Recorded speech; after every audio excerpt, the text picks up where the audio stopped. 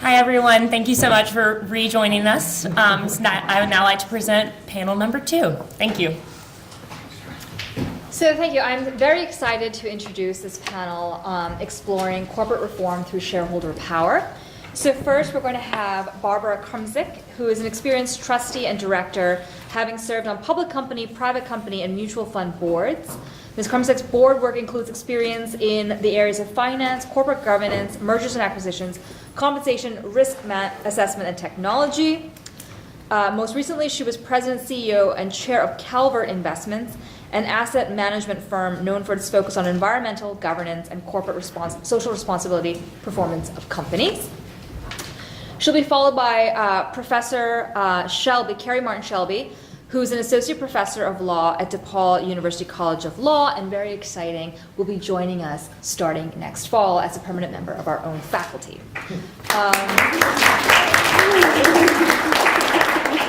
This is also relevant. She teaches courses in business organization, security, SecReg, and a seminar on investment funds. Professor Shelby practiced law in the investment funds, advisors, and derivatives group with Sidley Austin for close to 4 years. As an associate in this group, she represented clients in regulatory and corporate matters. And her research generally encompasses regulatory issues relating to hedge funds and other investment company vehicles. And the next, we will have Professor Virginia Harper Ho, who's the Associate Dean of International and Comparative Law, Professor of Law, and co-director of the Transactional Law Center at the University of Kansas School of Law. Her research focuses on the intersections of corporate governance, sustainability, and finance from a comparative perspective. She has written recently on financial disclosure, shareholder activism, comparative corporate governance, and China's green finance reforms. All right, we'll start it off with Ms. Krumzik. Thank you very much. This is a wonderful opportunity to be here with you. I'm thrilled to be back in Lexington. The last time I was here was for my daughter's graduation from the law school in 2016, and she was on law review. And I know all of you, there's no one here that was there when she was here, but she played a mean game of football, a flag football, and they did win one year. They won the championship. So my daughter's name is Claire Leonard, for those who might see some of her background, not the same as my last name. And I thank you for that introduction. I am probably the only non-lawyer on the panels today, I believe. I have degrees in mathematics and spent 40 years in the asset management field, investment management, and the first 23 of those with a firm that is now called Alliance Bernstein, AB, in New York. I was an analyst and a managing director at Alliance, and I was recruited to become the president and CEO of Calvert Investments in 1997.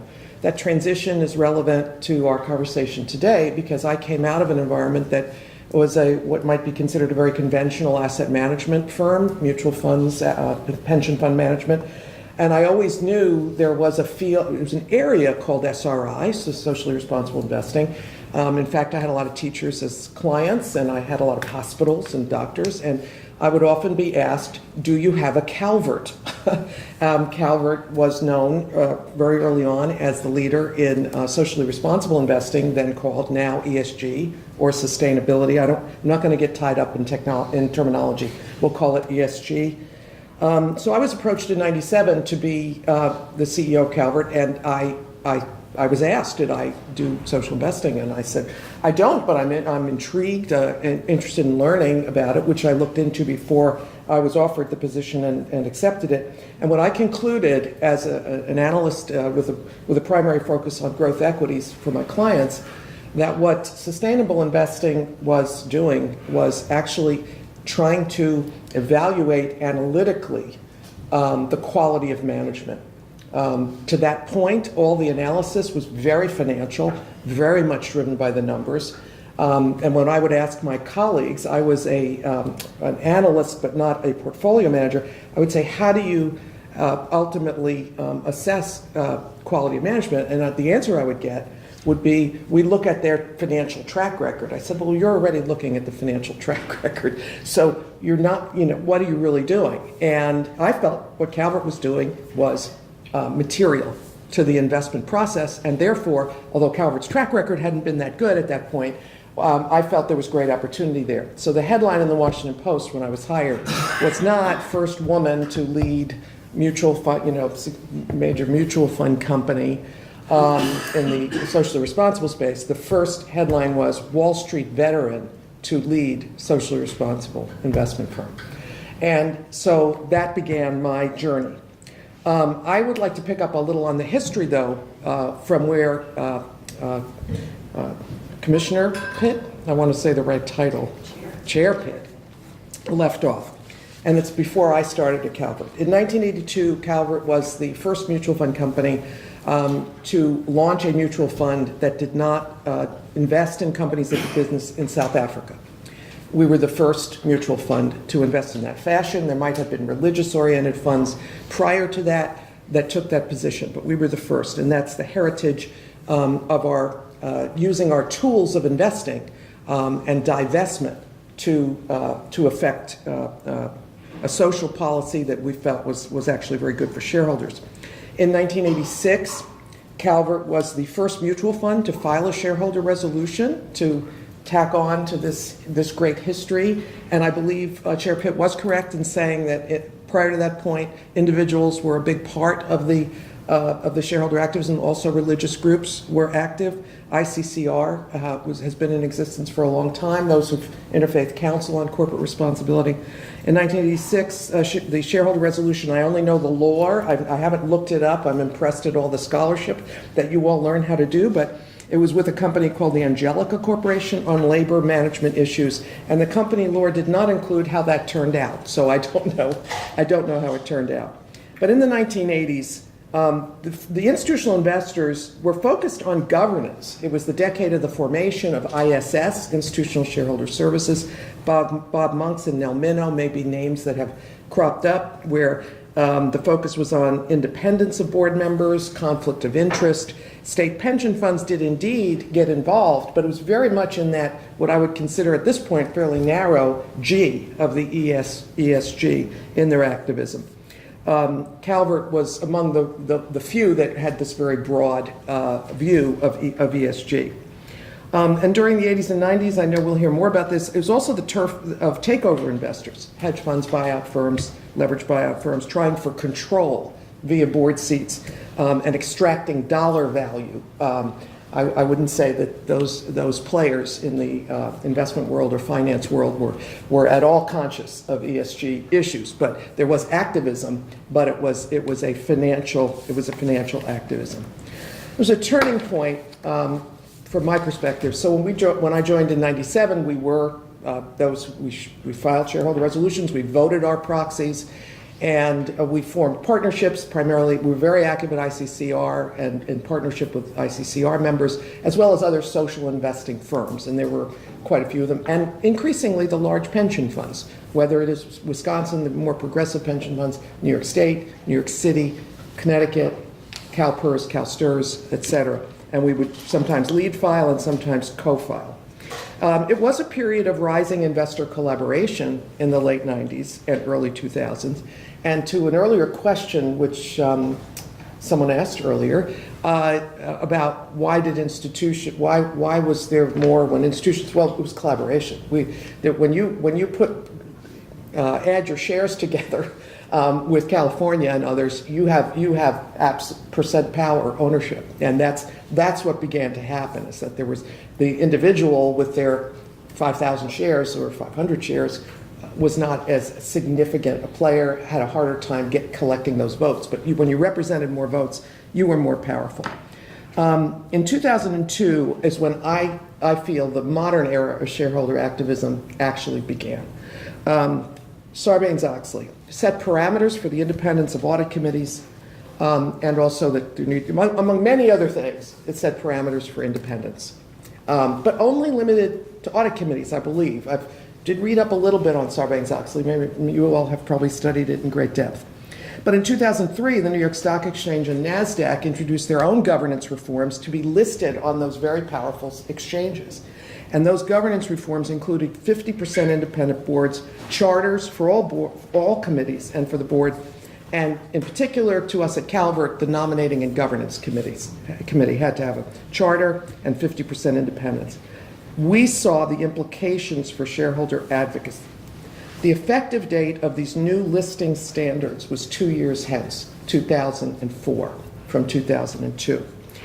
One of the issues that Calvert had focused very much on before I arrived, but particularly when I arrived, gender equity has been a sort of a personal passion of mine, and diversity on boards and in management teams was an issue that Calvert felt was relevant to the success of companies, and I was very much a strong voice supporting that as CEO, and actually personally got very involved, and I continue to be involved in no longer leading Calvert. I'm on boards, but I'm also a senior fellow at Georgetown University in the Women's Leadership Institute in the business school.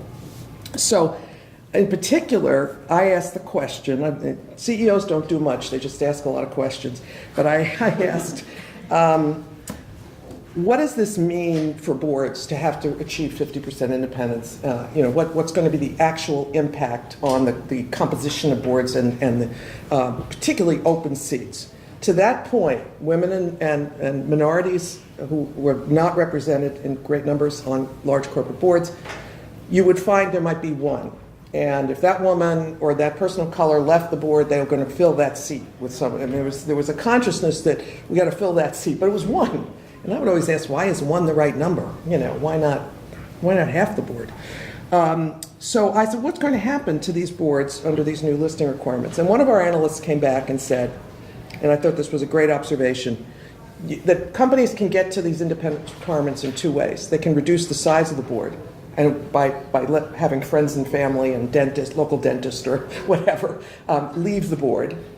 Or, which will never happen, because they're mostly men, forgive me, and they're not going to step off the board, they increase the size of the board.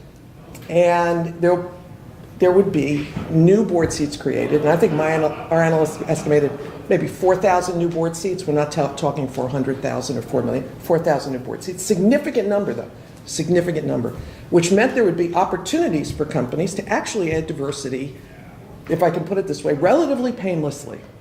So we introduced the Board Diversity Initiative at Calvert, 2002. I wrote, theoretically, it was a signature pen, to 4,000 companies that we owned and said, we own you, we think you're a good company, you have an opportunity under these new independence rules to add a diversity to your board, and we're going to help you do that.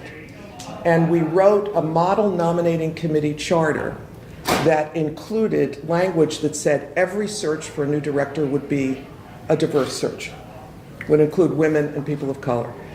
Sports enthusiasts in the room, I told you my daughter played flag football. It's the Rooney Rule. You've got to interview people, and we believed fully at Calvert that if you interviewed diverse slates, you would add diversity to your board. Sent out these letters. These were companies we owned, so they weren't really bad companies, forgive me, because we already applied our criteria to them. From 2002 to 2004, when the rules went into effect, Spencer Stewart estimated, I only got this percentage with respect to gender, that the percent of women on boards went from 12% to 14% in 2 years. And we feel we made a dent there. The biggest dent we made was that the tool of the Model Nominating Committee Charter was adopted by CalPERS, and it is used to this day as one of the tools. It's not referred to. Calvert's role in that is history, but it is a tool for activists. A few other things happened in the 2000s. Companies were required to provide disclosure, mutual funds were required to provide disclosure about how they vote their proxies, and they were required to vote their proxies. Hard to believe, but prior to 2003, you didn't have to vote your proxies, or you could just vote with management. You could just sort of paper it, tick box, and vote with management, and many firms did that. And that led to investment firms building teams of corporate governance professionals, lots of new lawyer jobs within companies. Deep dives had to be made into management and shareholder proposals because you were disclosing your votes at this point. And they all can be found. You can go on the website of any mutual fund company and dig deep, and you'll see how they voted their proxies. Just to jump ahead to a statistic. I don't have a lot of statistics, but just I looked up Calvert's voting statistics in 2018. They voted on 233,870 proposals. 43% of those votes were against management, and 57% were for management's proposals. So that is how far and how fast things went in the proxy voting area. And it professionalized the proxy voting process within the investor community. Do I still have 2 more minutes? Do I have 3 more minutes? Other key trends, the launch of, in the 2000s, the launch of PRI, the Principles for Responsible Investing, where large institutional investors signed on to a focus on ESG. SEC required disclosure of board diversity policies. Disclosure is a great tool. I consider it just one of many tools. It helps. It's not necessarily move the needle. If you do review the diversity disclosure, the companies at Calvert did a study of this actual disclosure when it went into play. It's very weak. It might be things like diversity of thought. We look at diversity of thought, that sort of thing.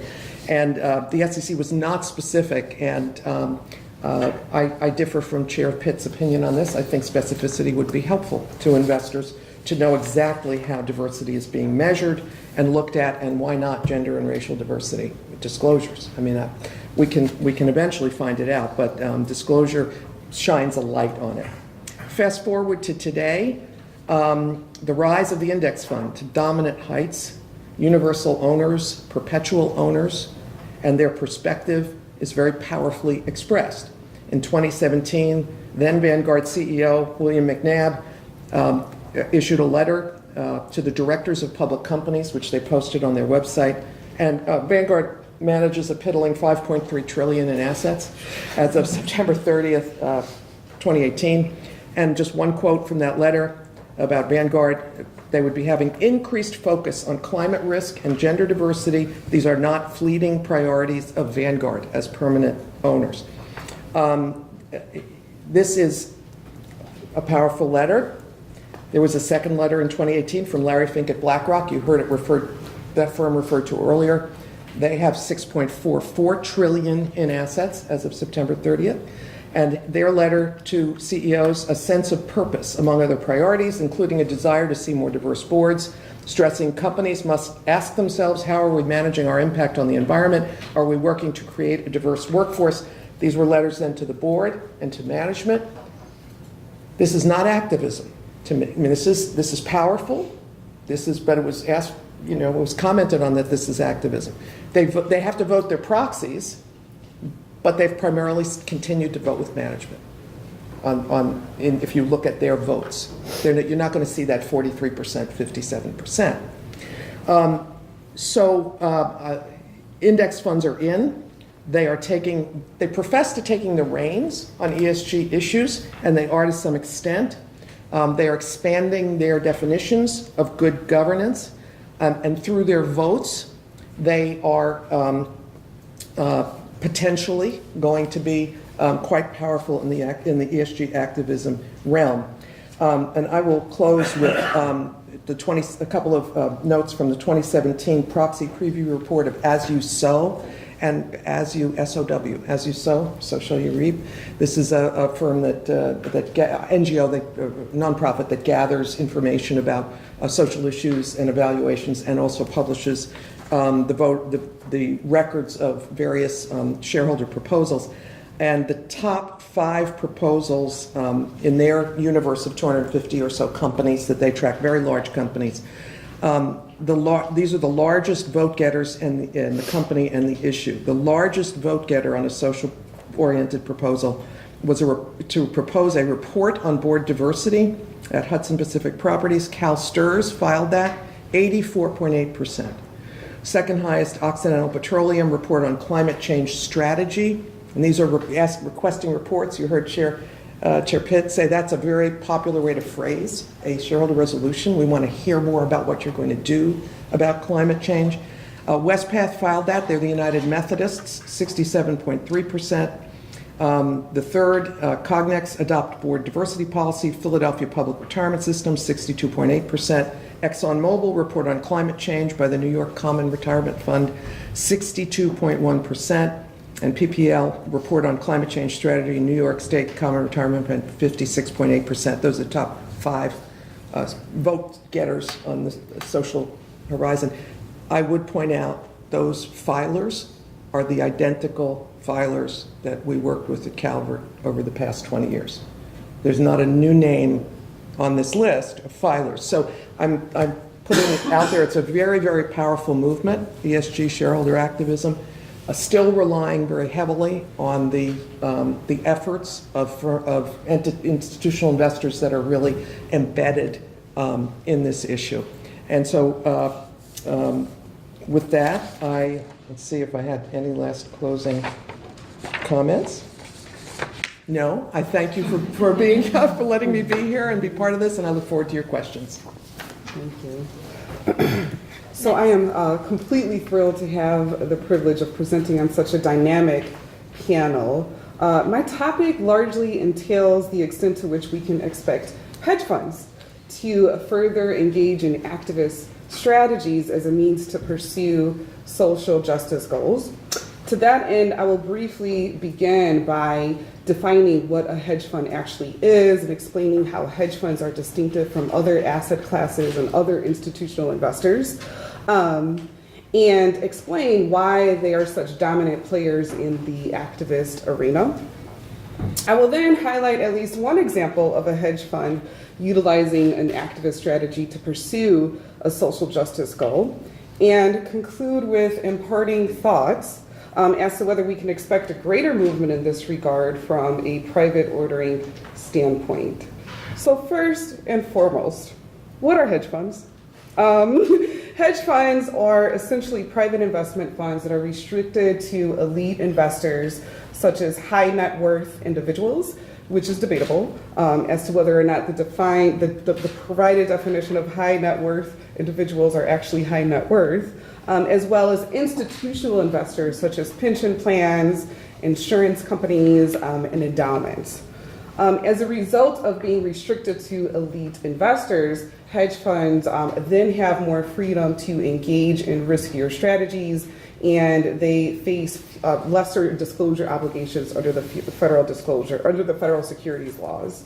Unbeknownst to the general public, hedge funds employ a wide range of trading strategies such as market neutral, global macro, opportunistic, emerging markets, distressed securities, and this activist trading strategy that I will discuss today is amongst one of those strategies. And so shareholder activism, as we all know, entails hedge funds investing in public companies that they have deemed are undervalued. And so they are not simply passive investors hoping that the value of these funds will increase at a later date, but rather they actually gain control over a publicly traded company largely through stock ownership, using that control to implement a wide range of changes such as nominating board members, altering the firm's capital structure, proposing acquisitions,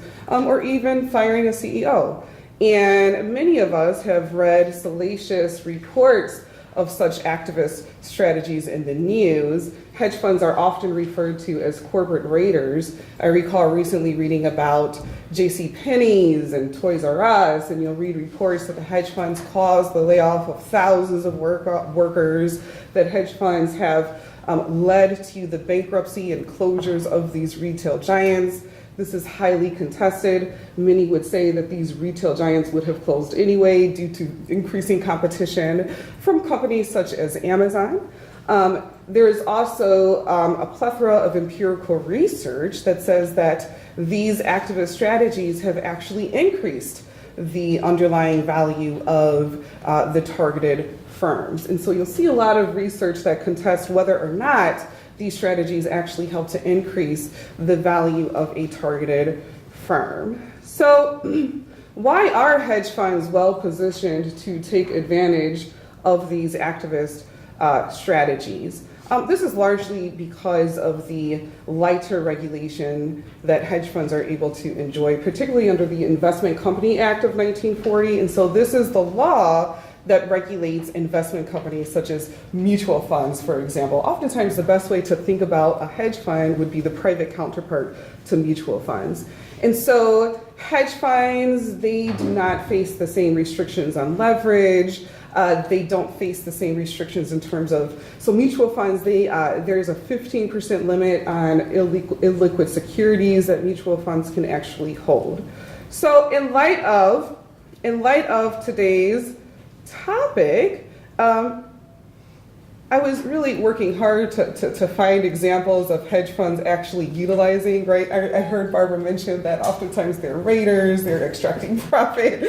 But I did find one example of a major activist hedge fund actually pursuing an impact strategy. And so the example that I found was Jana Partners. And so in early 2017, Jana partnered with CalSTRS, actually. Yeah, they're on the list. So they partnered with CalSTRS, and together with CalSTRS, they own about a $2 billion stake in Apple's. And so they sent a letter to Apple's board of directors, and the letter included a statement: "We believe that there is a clear need for Apple to offer parents more choices and tools to help them ensure that young consumers are using your products in an optimal manner." And this statement, of course, relates to some of the concerns that excessive use of smartphones leads to an increase in suicide. It leads to children and teenagers becoming less engaged. And I, of course, flipped out when I read all of these studies because I have a teenager who spends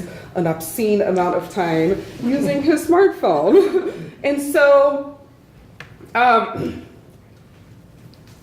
we also, and I believe, Virginia, you may talk about BlackRock. And so BlackRock is different in that BlackRock manages a wide range of asset managers and vehicles. And BlackRock has definitely taken the lead in terms of pursuing these sorts of social justice goals. And I believe they've allocated close to $25 billion in assets to exchange-traded funds that are pursuing these sorts of strategies. And so the question, right, and I think this is the question that will lead to the most discussion: can we expect to see an increase in the convergence of shareholder activist and impact investing within the hedge fund industry? My answer is maybe, perhaps. Here's why.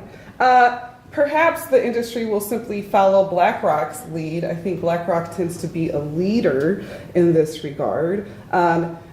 Institutional investors in general, millennials, society at large, we're seeing an increase in demand for these sorts of investing, for these sorts of social justice options.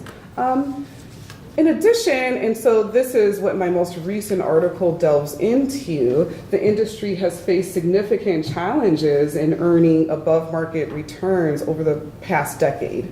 And so perhaps pursuing these sorts of strategies, assuming that advisors can find social justice strategies that are also profitable, perhaps these strategies provide a creative mechanism for resolving this pervasive problem, right, I think part of the problem is that many of these strategies in the markets are saturated. And so here we have a new opportunity for hedge funds to possibly earn returns for their underlying investors. However, in my view, I truly believe that the underlying investors of hedge funds have the most power to implement this sort of change. And so who are the underlying investors of hedge funds? These investors are, for the most part, other institutional investors, such as pension plans, endowments, and foundations. And so the hedge fund industry manages just over $3.2 trillion in assets under management. And so of that over $3 trillion, about half of that money is attributable to pension plans, right? 83% of endowments, approximately, I think it's towards the end of 2017, 83% of endowments and 66% of foundations invest in hedge funds. And so to the extent that these institutional investors that are relying on hedge funds to earn returns for their underlying constituents, to the extent that these institutional investors can create more of a demand for hedge funds to pursue these sorts of strategies, I think that's really what could possibly be the primary impetus for the hedge fund industry to pursue these sorts of social justice investments.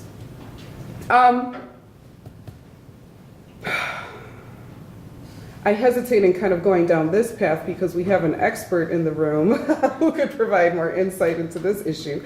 So I also, along a similar line of thinking, I think that this can be better achieved if in fact these pension plans can kind of like find social impact investments that align with the goals of their underlying constituents. So for example, a pension plan perhaps can pressure hedge funds to find social justice opportunities that align with their underlying employees' interest. Okay, and so I think that could be one strategy that pension plans can employ in actually ensuring that these opportunities are available.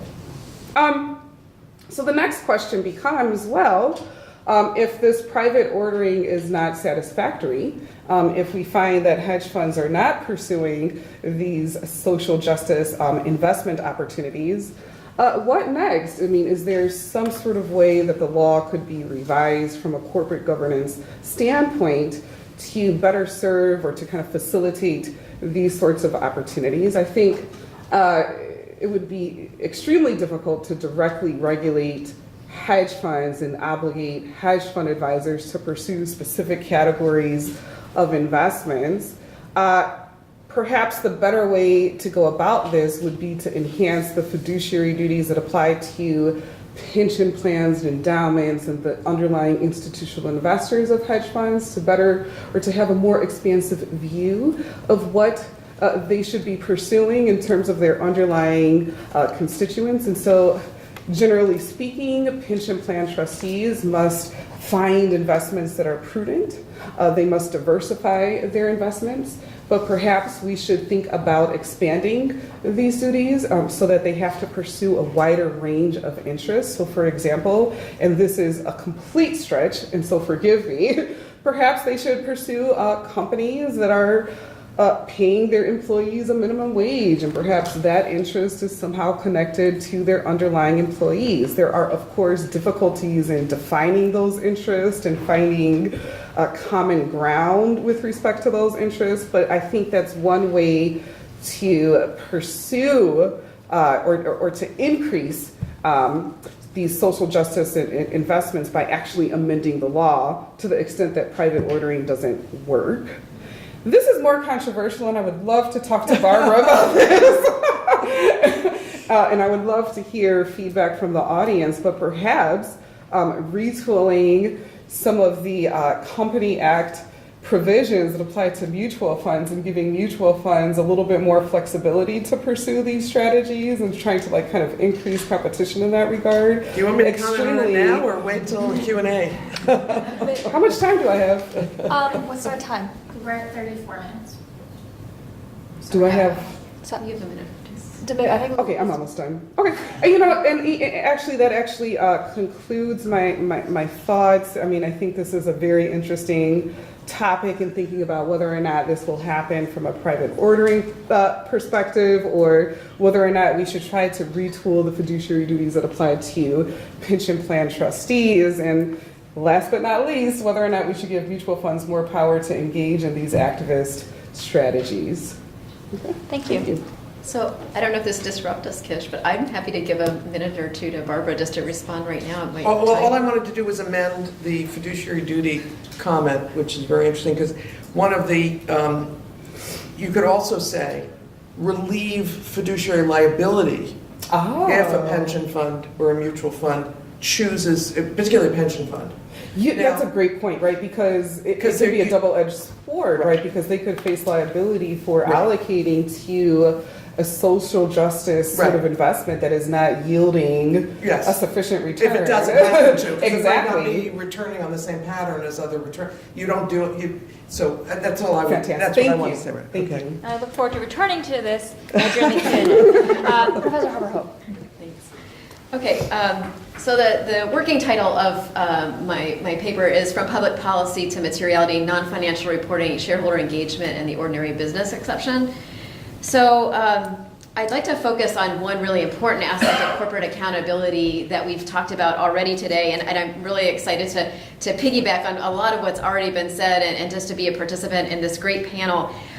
What I want to talk about is how companies are being transparent, or how we can encourage companies to be more transparent about ESG risks and impacts. And I'd like to talk about the rules that have facilitated for so long shareholder activism, as well as the history of shareholder activism in practice around these issues. And I want to raise a concern that that history has been so important in moving the dial and changing norms around these very important issues. But it's also, at the present time, I believe, impeding broader efforts to improve how companies disclose material ESG information to investors and their willingness to even identify many of these issues as financially material to their investors. So I do want to start with BlackRock. This is a statement that BlackRock released in 2017 at the time of this historic vote that we've been talking about already. And you can see board recommendation is against and BlackRock votes for. This was the first majority vote in the 2017 proxy season by shareholders collectively, including BlackRock, Vanguard, and State Street were the kind of the bigger names that pushed ahead the 62%, the high percentage votes that Barbara alluded to at Occidental Petroleum, ExxonMobil, PP&L. And the proposal was urging boards to assess climate-related risk under the 2-degree scenario of the Paris Climate Accords. And this is the actual proposal from the proxy statement of ExxonMobil. It's really small and hard to read. You can see the reference to the Paris Accord at the bottom. Here's the close-up version of the proposal. And I want to point out a couple things, and the reason I'm using this as an example, because it really just highlights kind of how far we've come and where we are today in a really interesting way. First is that BlackRock and the Vanguards and State Streets did this, and the backstory of that is they did it because their investors did in fact pressure them on this, so it aligned with what Carrie said a second ago. But we're seeing some mainstreaming of ESG activism. The fact that these are the names associated with it is kind of interesting. Also, as we've talked about already, this proposal was requesting disclosure, transparency. It was requesting a report. An annual assessment on the long-term portfolio impacts of tech advances in global climate change policies at reasonable cost, et cetera, to be incorporated into existing reporting, which I'll talk about in a second. And the bottom line is interesting, assessing financial risks associated with such a scenario. So this was historic because, again, the first majority vote garnered a ton of attention. And so clearly, this is kind of a new moment. And what I'm about to say is not in any way to denigrate everything we've talked about so far, which is just the power of disclosure also to affect corporate behavior, which is kind of the focus, I think, of this panel. Obviously, there's kind of the old adage that you manage what you measure, and if you have to report on it, you're going to pay more attention to it. And so we have definitely seen companies and boards paying more attention to issues like climate change risk because of both voluntary and mandatory disclosure reforms that both in the US and around the world, and the kind of 80% figure that Chair Pitt threw out, about 80% of public companies already producing voluntary sustainability reports. Well, some of that's been driven, in fact, a lot of it's been driven by shareholder activism, shareholder proposals over the years to encourage more disclosure. The challenge is, at this point in time, given all of that history, given the norm shift that we've seen, the issue is shareholder activism and engagement the best way to get to better decision-useful disclosure of material ESG information for investors? Is this still the right tool? So there's a number of advocates that think that's the case. In 2016 and 2017, the SEC collected comments from the public about reforms of Regulation SK about public disclosure. And Shearman Sterling and the NASDAQ are among the commentators who believed and advocated in their comments that the SEC not pursue any reforms of mandatory disclosure in the ESG space because those types of reforms are better addressed by ongoing engagement and private ordering of the type that we're talking about through the proposal, driven in part by the proposal mechanism. NASDAQ believes market-based forces will result in more optimal sustainability-related disclosure than that driven by commission mandate. So there's a strong argument in the business community that we should continue to defer to private ordering via shareholder activism and the like, and not really think too much about need for regulatory reform or new rulemaking. I have argued that that's not a good idea. I've got a lot of articles that are thinking about the intersections of sustainability and finance, the reasons why, from a financial standpoint, not only the Calverts of the world, but maybe the BlackRocks and Vanguards now are well advised to be taking these matters into account and integrating them into financial analysis. So I'm going to basically be making these 3 points. The first is that shareholder activism is not an efficient substitute for disclosure reform under Regulation SK.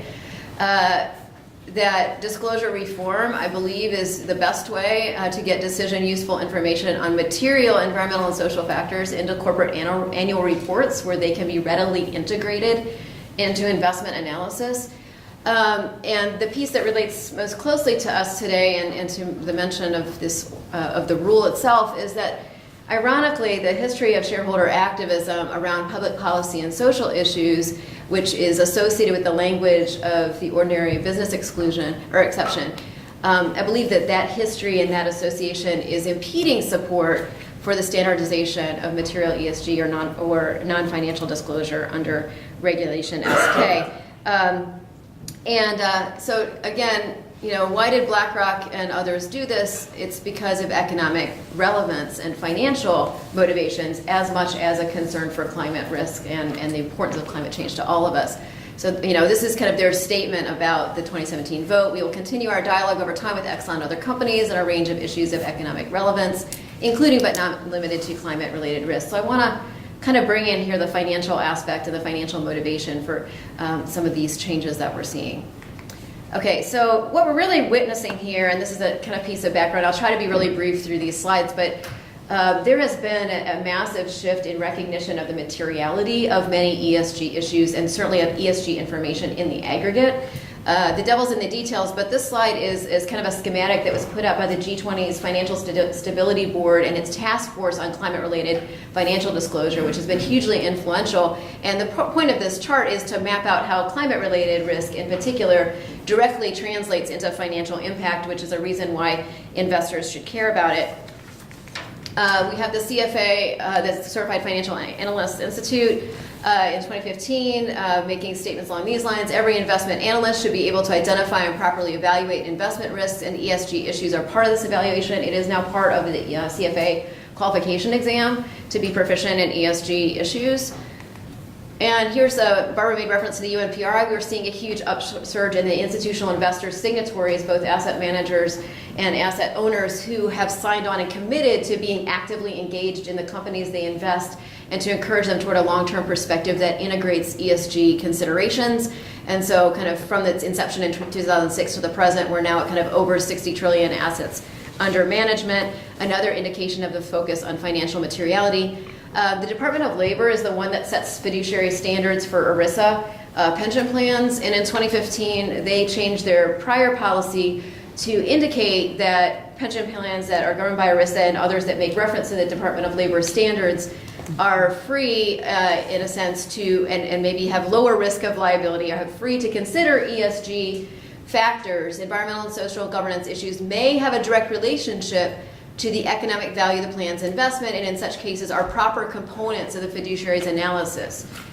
Again, kind of alleviating some of the concerns by pension fiduciaries that they could be legally liable for breach of fiduciary duty if they integrated ESG factors. This gave them kind of a green light. Now, last year in 2018, there was a letter that the Department of Labor circulated that said, well, don't get over crazy about this, don't go too far, don't feel like everything has to be ESG integrated, and be careful how much money you spend on your activism, because that could eat into beneficiary returns. So this is still out there, but the DOL is a little bit hesitant about being too excited about it. We have a lot of information also directly from investors demanding consistent ESG disclosure. Investors saying what we have isn't enough and we need more of it, and it needs to be decision ready. Now, as Chair Pitt mentioned, the current disclosure rules already include a lot of provisions that arguably, if companies recognize these issues as material, should already be disclosed. But the TCFD and others have noted that there are immense disclosure gaps. Barbara was mentioning an example of diversity where disclosures are often boilerplate, not comparable, not really useful. And so the TCFD's conclusion is that the lack of information on the financial implications of climate-related and other ESG risks is the key gap. And there's tons of information in sustainability reports. I mean, 80% of companies are putting this stuff out there, but what's not there is the connection to financial impact on the company, and so that's a connection that can best be made by disclosure in the annual reports. Similarly, the comment letters from investors to the SEC back in 2016, including the SEC's Investor Advisory Committee, on which Professor Fairfax sits, called for and supported the increase of sustainability-related disclosure, and called for the SEC to consider rulemaking reforms in this regard.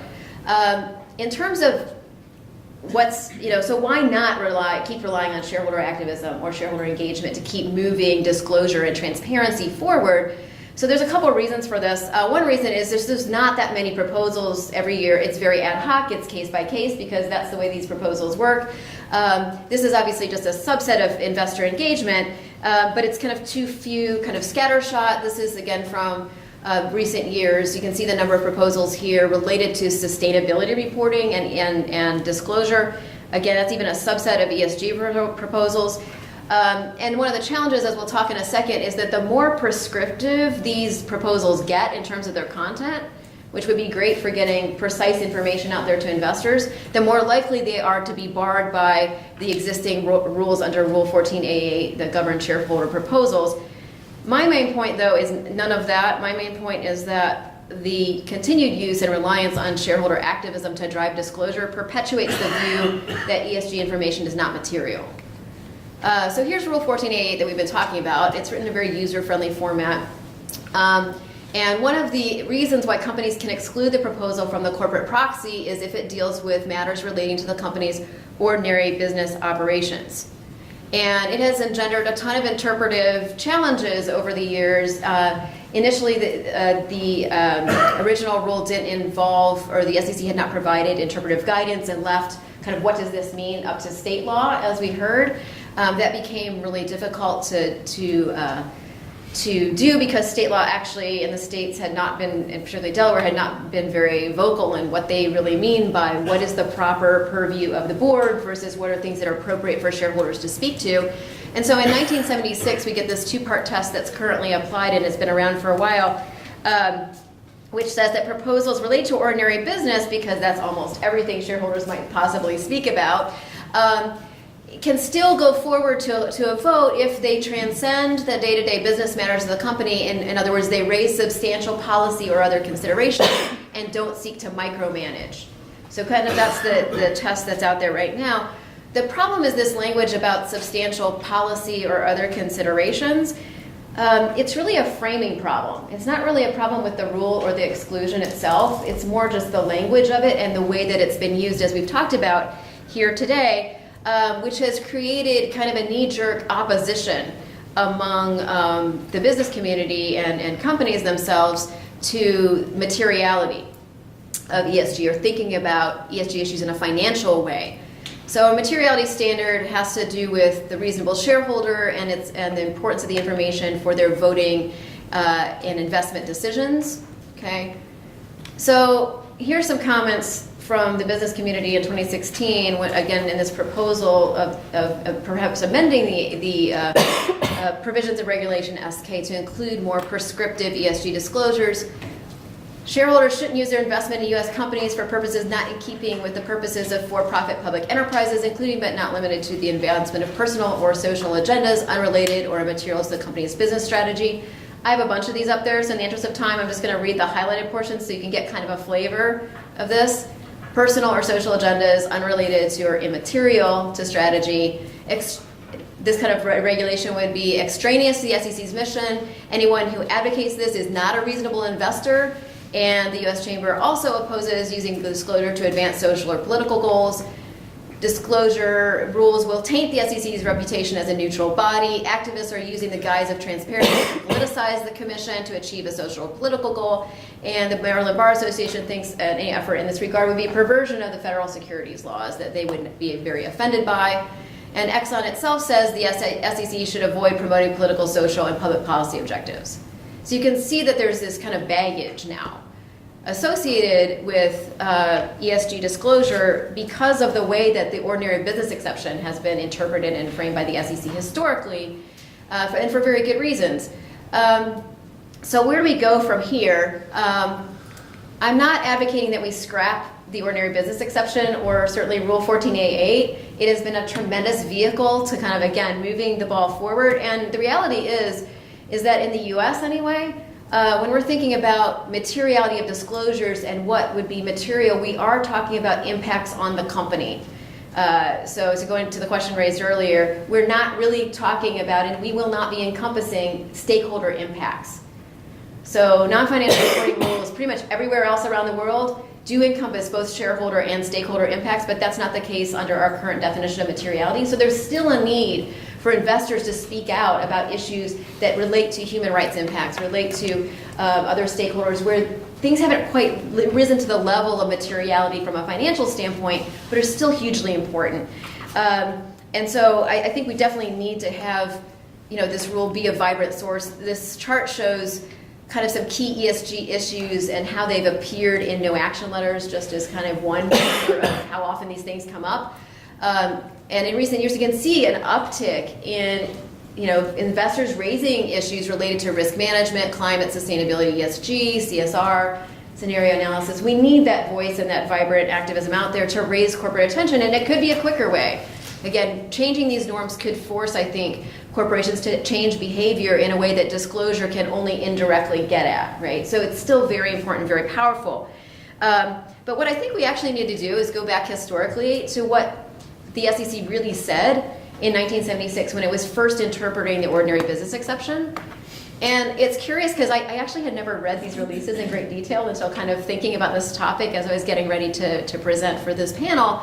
And it turns out that back in 1976, the SEC didn't just talk about public policy and social issues. They also mentioned economic issues that would be significant to investors as well.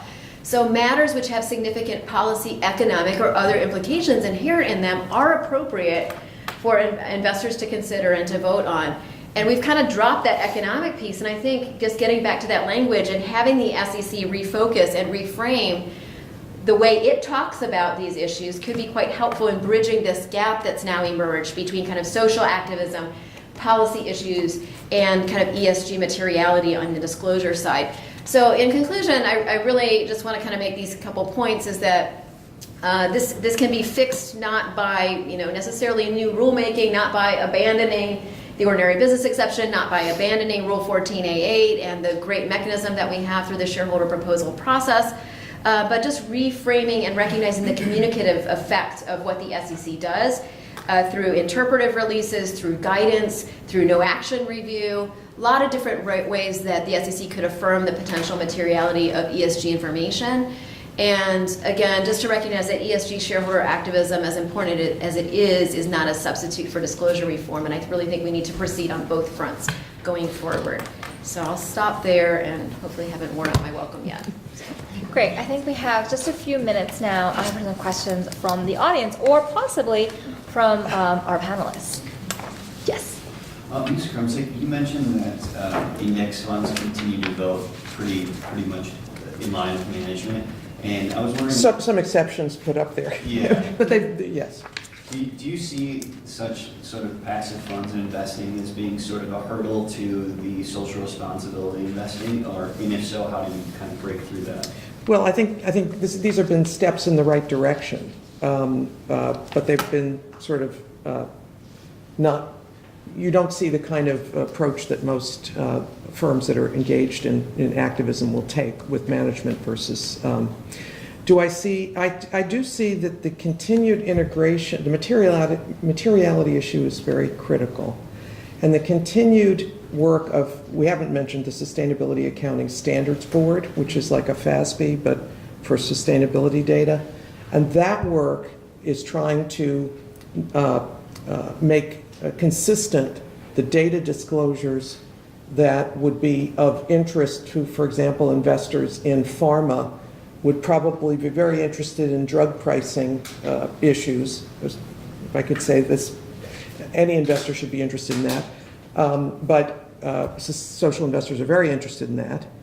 And Sustainability Accounting Board is differentiating the materiality data issues across different industries and hoping to put forward a whole set of data sets that investors can use.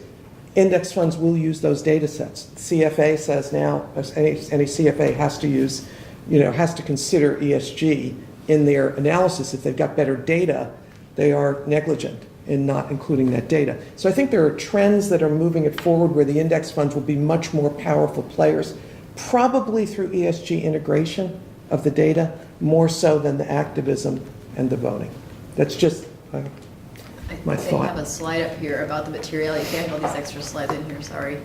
Oops, sorry. No, I got rid of it. I had my SASB materiality map in here at some point. It looks like I got rid of it. Oh, you do? Sorry. Okay, Yeah. well, it's worth anyway, go looking online, up. look up SASB. Yeah. Other questions? Dean Heller? If the hurdle to clearing disclosure of shareholder proposals is tying it to the economics of the company, do you see in the future any way to kind of bootstrap social relevance to the overall economic performance of the company, that we've got a proposal, let's say that we think that companies should offer greater healthcare benefits, right, which in the short term is going to decrease profitability, but if that becomes known, maybe there's more consumer interest in that particular company, and that over the long term will. Do you see that as an option at all? And what I'm trying to think about is in terms of like shoehorning something that might be purely a social goal into the economics of the firm to try to clear that disclosure hurdle.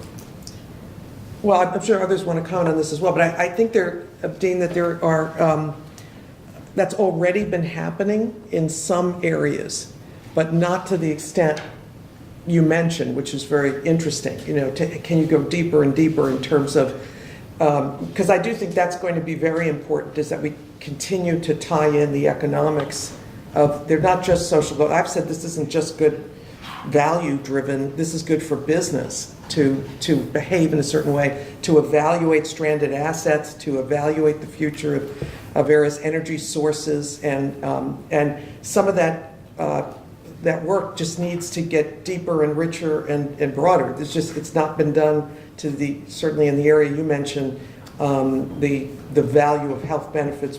And that's just there's so many fascinating things that can be translated into economics.